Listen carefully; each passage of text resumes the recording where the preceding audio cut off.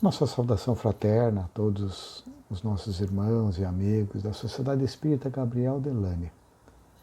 Eu me chamo Antônio Nascimento, estamos na vice-presidência doutrinária da FERGS, sou colaborador aqui em Porto Alegre da Sociedade Espírita Caridade e Fé. E é uma grande alegria quando uma casa aniversaria e faz uma programação alusiva a esse período em que o ponto de luz, em que a candeia do Consolador esteve bem alto no velador para aliviar aos cansados, para auxiliar aos aflitos, para esclarecer aqueles que buscam o auxílio e o entendimento para darem mais sentido, mais valor para as suas existências. 13 de junho, 83 anos. É motivo de comemoração pelos trabalhadores atuais, pelos dirigentes e por todos aqueles que nessas mais de 8 décadas vêm construindo a história dessa instituição.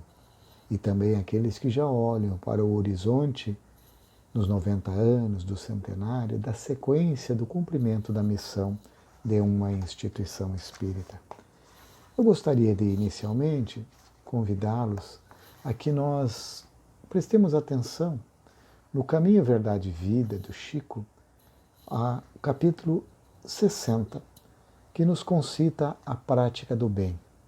O benfeitor amigo escolhe a passagem de Pedro, capítulo 2, versículo 15, aonde ele afirma: porque assim é a vontade de Deus que, fazendo o bem, tapeis a boca à ignorância dos homens loucos. O benfeitor nos diz que, à medida que o espírito avulta em conhecimento, ele mais compreende o valor do tempo e das oportunidades que a vida mais lhe proporciona, reconhecendo por fim a imprudência de gastar recursos preciosos em discussões estéreis e caprichosas.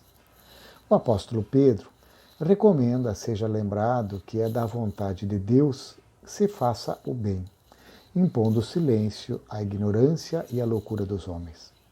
Uma contenda pode perdurar por muitos anos, com graves desastres para as forças em litígio. Todavia, basta uma expressão de renúncia para que a concórdia se estabeleça num dia. No serviço divino, é aconselhável não disputar, a não ser quando o esclarecimento e a energia traduzam caridade. Nesse caminho, a prática do bem é a bússola do ensino. Antecedendo qualquer disputa, convém dar algo de nós mesmos. Isto é útil e convincente. O bem mais humilde é semente sagrada. Convocado a discutir, Jesus imolou-se. Por ser transformado, por haver transformado ele próprio em divina luz, dominou-nos a treva da ignorância humana. Não parlamentou conosco. Em vez disso, converteu-nos. Não reclamou compreensão. Entendeu a nossa loucura, localizou-nos a cegueira e amparou-nos ainda mais. A obra Evolução Anímica, do mentor espiritual da instituição, Gabriel Delane, ele fala na introdução da obra que o objetivo é estudar a evolução física e psíquica do espírito encarnado, tendo em vista os tão lógicos ensinos do Espiritismo, do qual ele foi um dos que auxiliou a sedimentar e a consolidar a parte filosófica, e as descobertas, as últimas descobertas da ciência, tal como tal o codificador, ele entendia que o Espiritismo precisa seguir a ciência. Se eventualmente a ciência demonstrar de uma forma cabal que alguma dos seus aspectos esteja equivocado, não resta outra alternativa senão nós nos readequarmos. O que não tem acontecido. Pelo contrário, o entendimento profundo da filosofia e da ciência espírita tem antecipado a própria evolução científica e social da humanidade. Gabriel Delane demonstra que é mediante uma evolução ininterrupta, a partir das formas mais rudimentares do átomo, até a condição humana, que o princípio pensante conquista lentamente a sua individualidade, elevando-se por uma série de reencarnações para destinos mais elevados. Então, do átomo ao arcanjo, tudo se encadeia no universo.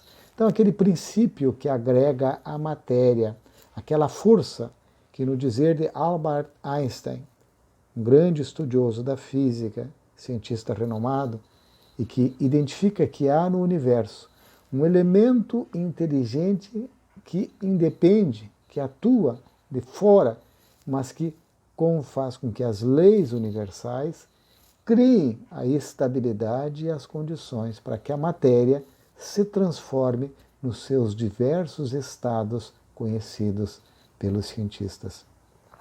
Mas essa matéria, ela gradativamente, a partir da organização em cristais do minerais, ela desenvolve, a partir do reino vegetal, algumas condições de interagir com mais intensidade com o meio ambiente.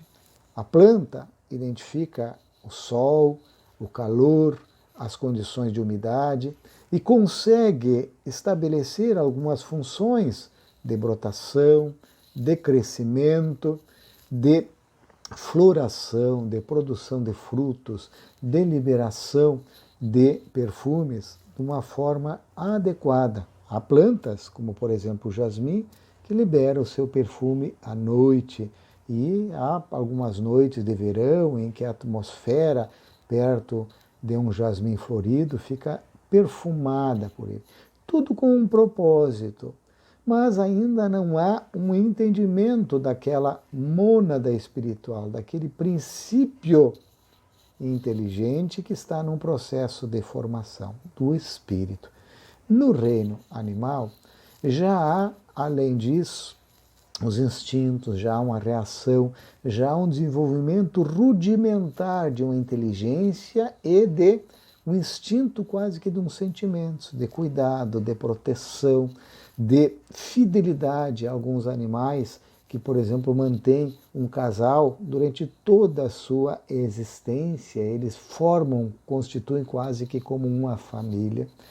E essa mônada espiritual chega num determinado momento em que ela ganha uma transformação e percebe-se individual e consegue fazer uma percepção mais clara do passado, do presente e do futuro.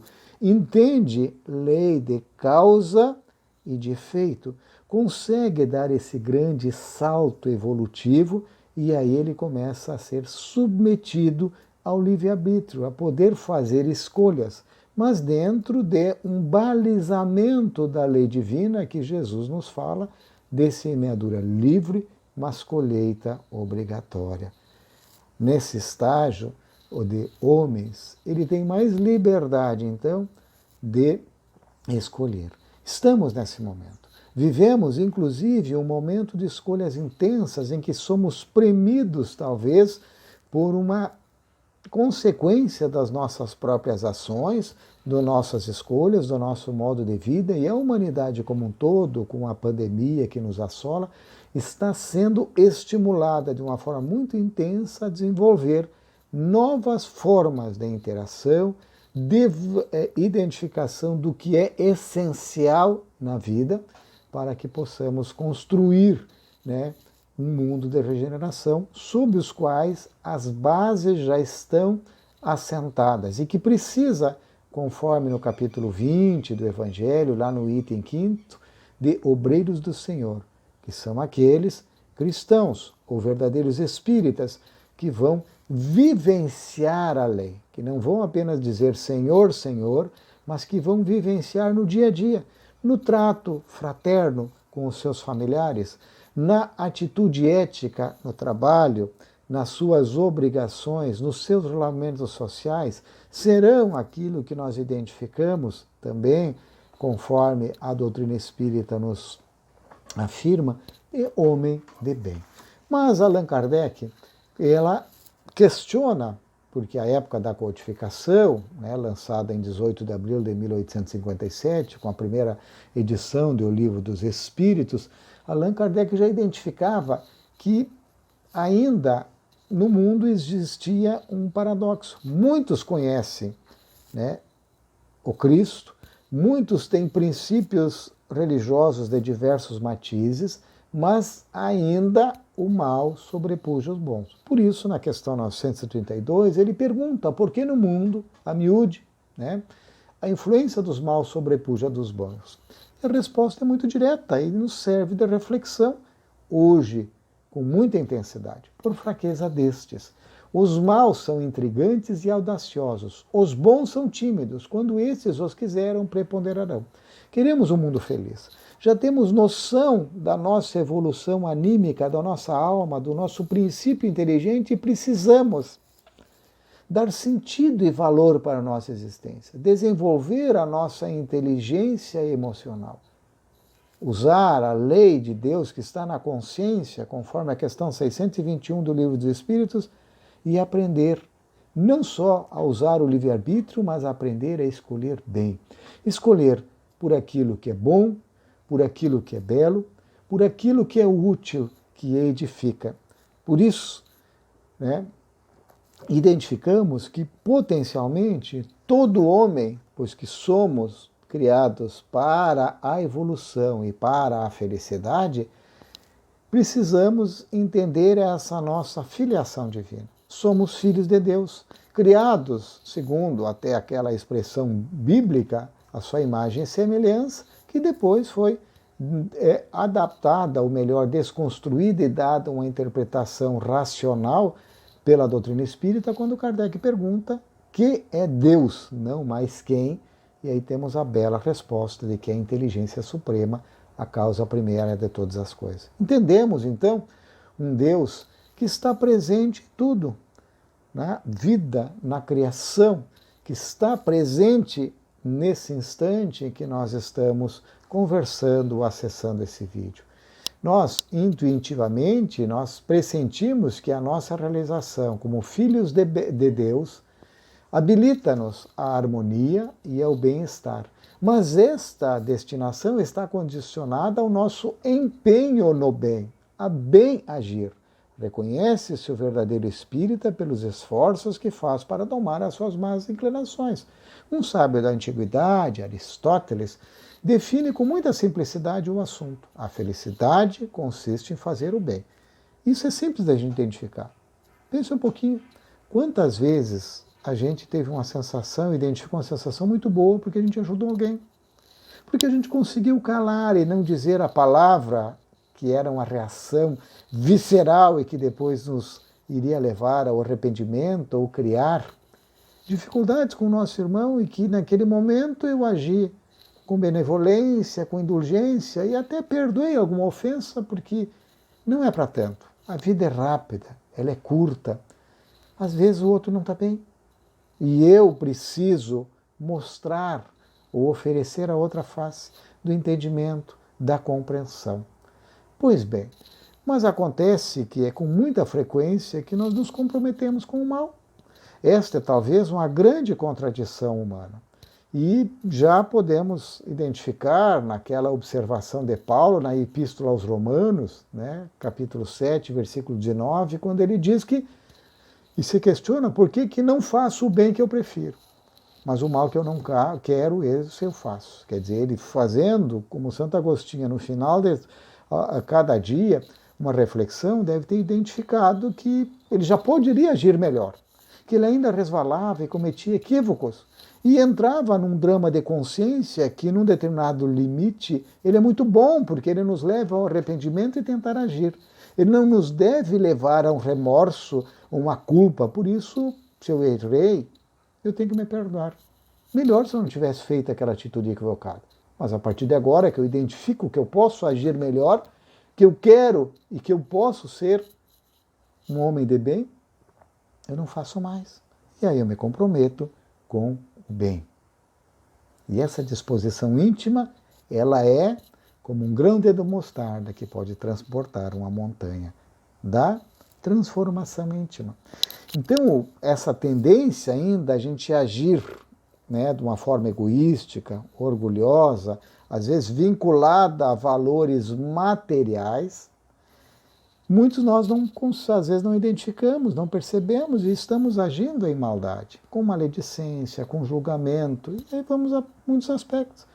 E às vezes justificamos as nossas atitudes. Né? Dizem que Al Capone, um contraventor, né, um facínora americano, um gangster, né, na época da lei seca, vendia as bebidas e espalhava um rastro de criminalidade com vários crimes.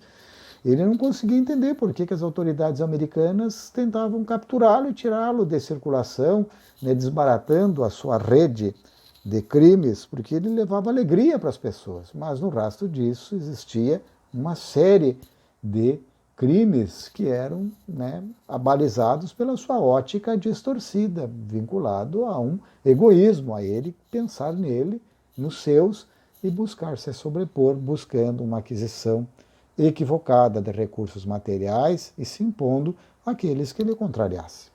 Mas os que gostariam de cogitar apenas do bem convivem pacificamente com o mal na sociedade. E até alguns se envolvem com eles. Né? Por exemplo, a gente identifica a cada momento, né, nos noticiários, escândalos em empresas públicas, né, em outros ambientes em que funcionários desonestos se apropriam de vultosos valores que não lhe pertencem, criam os chamados malfeitos. Né? Ao serem descobertos, se constata que tais irregularidades muitas vezes ocorreram pelo relaxamento de normas de segurança não observada pelos demais servidores, por aqueles que tinham que zelar pelo bem público, pelo comum.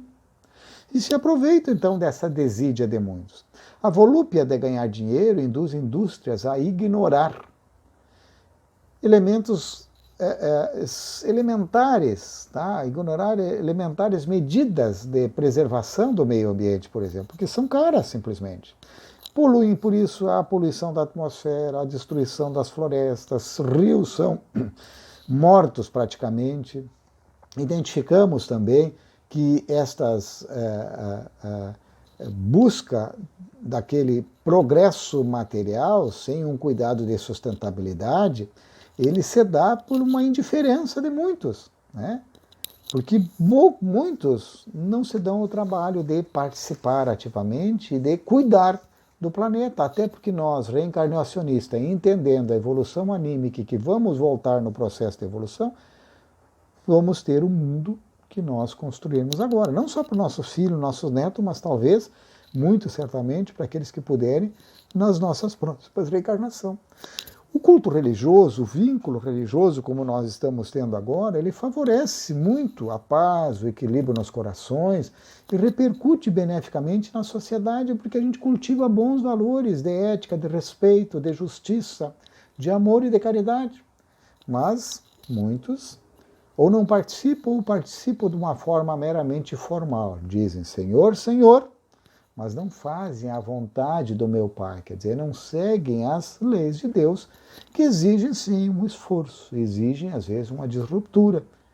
O cristão, o sal do mundo, às vezes ele é estranhado, porque para você ser honesto, para você agir, às vezes você contraria essa multidão de audaciosos que são maus. Então a transição entre o bem e o mal, a vitória das potencialidades divinas em nós, opera-se a partir de um ideal superior, de uma fé, algo pelo qual nós empenhamos a nossa vida. Entendemos que somos espíritos imortais, que a vida ela é impermanente. Estamos aqui, a Covid veio para nos mostrar ali, isso, a qualquer momento nós podemos ser chamados a retornar à pátria espiritual de um momento para o outro. E aí a gente vê a fragilidade humana. E o que levaremos? Simplesmente levaremos os tesouros que os ladrões não roubam e as traças não roem. Levaremos os tesouros do conhecimento e do desenvolvimento do nosso sentimento, da nossa amorosidade, das nossas boas ações. Então, o idealista legítimo, ele é capaz de esquecer a si mesmo em favor de uma causa nobre. Nós, junto no movimento espírita, como verdadeiros espíritas, nós pegamos a nossa charrua, nós ficamos imunes ao acomodamento e nós estamos prontos a trilhar os mais difíceis caminhos. Esse ideal que nos aquece, nos conduz, ele ilumina, ele nos sustenta. É o chamado do Cristo que fez que os apóstolos deixassem as suas vidas de pescadores simples para se tornarem pescadores de homens. É o chamado que fez Madre Teresa, Irmã Dulce, Divaldo, Chico, entre outros, a doarem as suas vidas pela humanidade, pelo bem, pelo amor. Por isso, por esse ideal de seguir Jesus, a gente vê que milhares de cristãos, inclusive, enfrentaram as feras famintas no Coliseu Romano e regaram, né, o cristianismo nascente com o seu suor, com as suas lágrimas, com o seu sangue. Por ideal de libertar o pensamento religioso daquele dogmatismo asfixiante, Giordano Bruno, Jan Hus, se deixaram queimar em fogueiras inquisitoriais. E eles se situaram como precursores e defenderam com a própria vida uma fé apoiada na razão, que é proclamada por Kardec, que nós espíritas temos essa possibilidade, quer dizer, eu preciso entender para agir. E isso, quando eu entendo, ele fortalece a minha fé. As pessoas assim valorizam a existência, enobrecendo o gênero humano.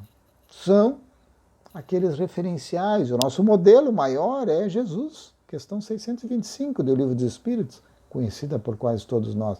Mas temos muitos que são líderes, que nos estimulam, que são referenciais, que nos fortalecem na luta. Com as suas iniciativas, eles fecundam o bem, eles inspiram o progresso, eles ajudam a construir um mundo melhor. Eles não estão sozinhos. Seguindo esses vanguardeiros, há uma heróica retaguarda de servidores ativos e conscientes.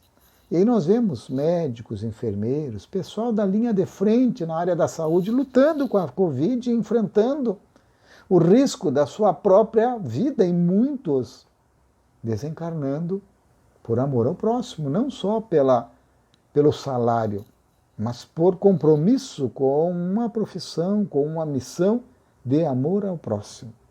Professores que fazem de tudo para tentar recuperar e fazer com que o prejuízo do desenvolvimento cultural, cognitivo, emocional, de instrução, seja o mínimo possível. E agora, nesse período em que lutamos para tentar retomar a nova normalidade, expondo-se ainda muitos sem a vacina, mas num dilema de toda a sociedade, que cada um tem o seu ângulo de visão, defende a sua posição, e o ideal é que a gente consiga encontrar sempre um meio termo, uma situação em que haja menos prejuízo e o máximo de benefício para todos. É claro que sempre nós teremos os riscos inerentes ao viver e ao fazer qualquer escolha, por mais simples que seja. Por isso, esses vanguardeiros, que vão também nos operários, nos administradores, inclusive no campo político, na segurança pública, em qualquer área da sociedade, que estão lutando, que estão enfrentando os problemas do mundo, que estão procurando fazer o melhor, o pai, a mãe de família, o estudante, o neto, o avô, o vizinho, aquele que cuida-se para não ser um vetor da Covid. Esses são ceareiros do bem e estão trabalhando com denodo e com perseverança. É preciso que as suas fileiras, dos homens, das mulheres de bem, dos obreiros do Senhor, se ampliem, daqueles dos bons que já estão cansados do mal e que não querem mais agir o mal pelo mal. Cuidam principalmente das suas vidas, das suas ações, E Joana de Ângelos, no capítulo 120 do livro Vida Feliz, vem dizer que mesmo que a gente não saiba, nós somos exemplo para alguém. Sempre tem alguém que está observando os nossos atos, que está se moldando com eles, sendo incentivado a fazer o bem, a superar, a renunciar, ou está se justificando porque fulano de tal, que é espírita, ou que é tal ou tal pessoa, tal ou tal profissional, tem tal ou tal nível econômico ou cultural, não faz. Por que eu vou precisar fazer? Justificativa. Lembremos de que quando eu não faço o bem, o mal encontra espaço. E aqui a própria justificativa é o mal. Agora, se eu fiz o bem, o outro fica incomodado e diz, poxa, mas fulano, que é o fulano, está esforçando para melhorar. E eu, que tenho talvez melhores condições culturais, intelectuais e econômicas, e até já de conhecimentos espirituais, estou fazendo tão pouco? E aí ele se estimula. Então, por isso, quando um homem, uma alma, se eleva um pouquinho, toda a humanidade, na média, se eleva um pouco. E quando alguém cai, não adianta a gente apontar o dedo e dizer que ele é equivocado, é criminoso, isso, aquilo. Toda a humanidade cai. Porque o equivocado é aquele que fez o mal, ele encontrou espaço aonde alguém que tinha a oportunidade de fazer o bem não fez. Não fomos fortes o suficiente para sufocar o mal. Não tivemos a luz suficiente para espantar as trevas e impedir que as sombras tomassem conta daquele espaço ou do coração daquele nosso irmão. Que esses que seguem a fileira do bem não sejam só milhares, mas que sejamos milhões, bilhões em toda a humanidade. Que o ideal do bem conquiste os corações, que se semeie tanta luz, mas tanta luz, que as trevas não têm outra alternativa senão baterem em retirada. Uma das obras de Joana fala exatamente sobre isso. Luz nas trevas. Vale a leitura também. Que se exemplifique tanto a fraternidade, que o egoísmo não encontre onde se apoiar. Que se exercite tanto a bondade, que não haja espaço algum para a maldade. Então, assim, superando a omissão dos maus, a omissão dos bons, os maus não terão espaço. E, naturalmente, o bem vai sobrepor. É claro que vamos ter dificuldades. O mundo ainda está no estágio de transição, mas ainda fala fortemente do mundo de expiação e provas. Já temos bolsões de regeneração, aonde alguns obreiros sustentam, e nós identificamos, em instituições, em pessoas, em organizações. Na sociedade espírita, o Gabriel Delane é um oásis de espiritualidade, de luz, aonde todos se comprometem com esse ideal superior.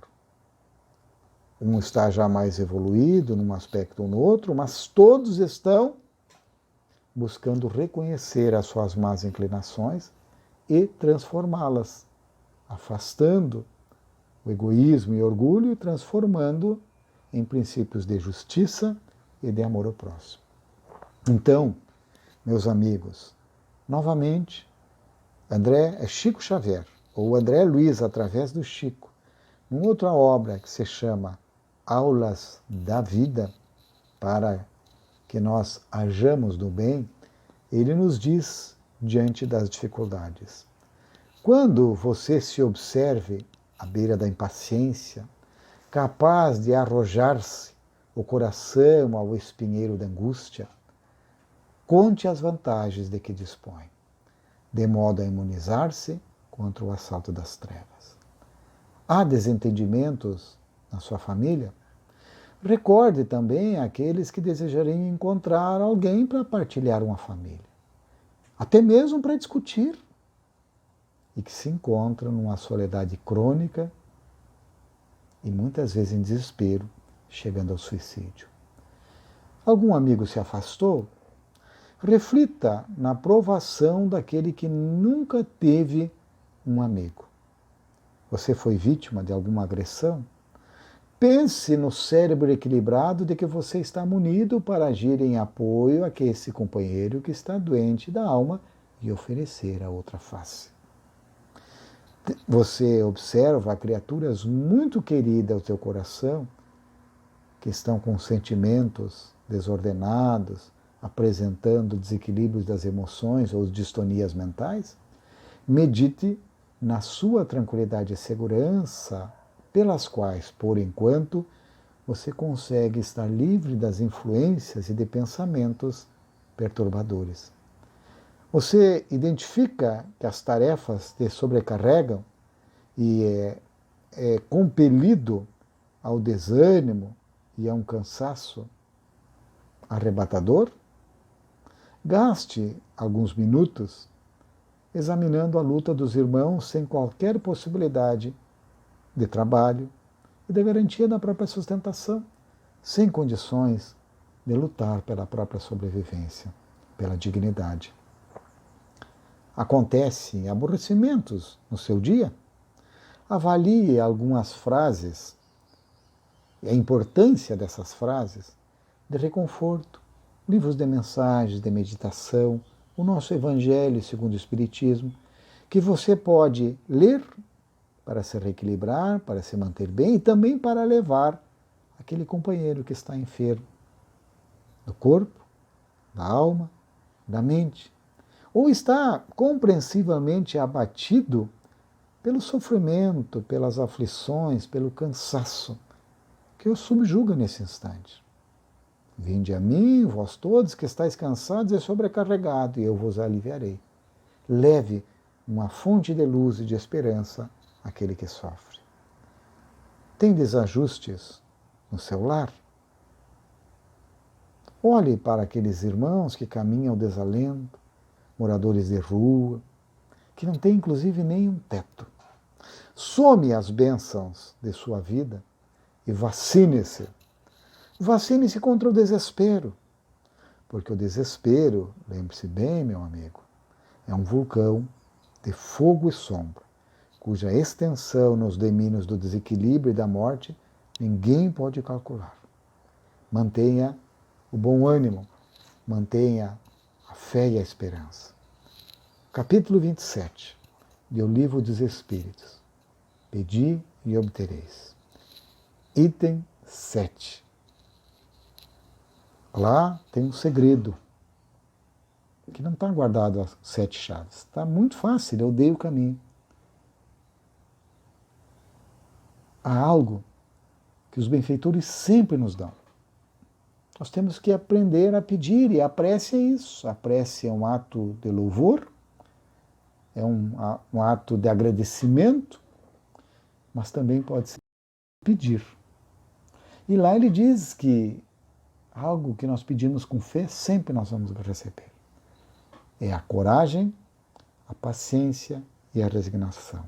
Coragem para enfrentar a situação atual, que cada um tem aquilo que necessita.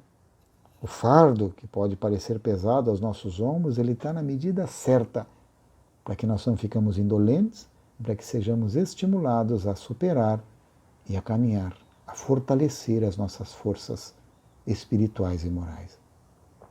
Paciência, porque eu preciso aguardar a lei de Deus estruturar e fazer as suas tarefas.